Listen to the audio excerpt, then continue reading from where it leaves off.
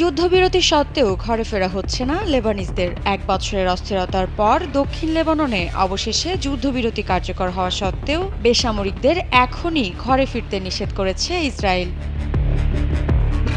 কাতারি সংবাদ মাধ্যম Al Jazeera এক প্রতিবেদনে জানায় ২৭ নভেম্বর দেশটির সামরিক বাহিনীর এক মুখপাত্র এ বিষয়ে সতর্ক করে বলেন, তারা কবে বাড়ি ফিরতে পারবেন সে বিষয়ে ইসরায়েলের পক্ষ থেকে জানানো হবে।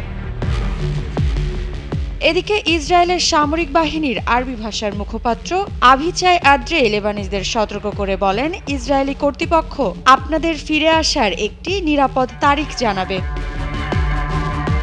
সামাজিক যোগাযোগ মাধ্যম এক্সে করা একটি পোস্টে এই বার্তা দেন আদ্রেই। এ সময় তিনি আরও বলেন, ইসরায়েলের সামরিক বাহিনী এখনও দক্ষিণ লেবাননের অভ্যন্তরে তাদের অবস্থানে মোতায়েন রয়েছে।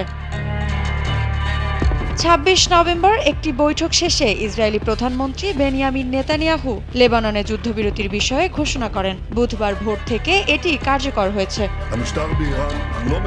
মন্ত্রিসভার বৈঠক শেষে জাতির উদ্দেশ্যে দেওয়া ভাষণে নেতানিয়াহু উত্তর ইসরায়েলের বাসিন্দাদের তাদের বাড়িতে ফিরে যাওয়ার কথা বলেন। এ সময় তিনি সতর্ক করে বলেন, হিজবুল্লাহ চুক্তি লঙ্ঘন করলে আমরা তাদের ওপর হামলা চালাবো।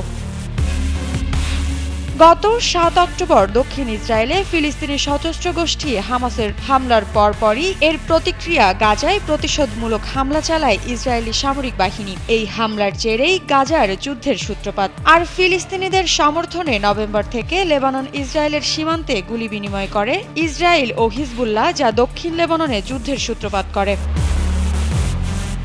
মৃত্তিকা বিশ্বাস, নিউজ 24।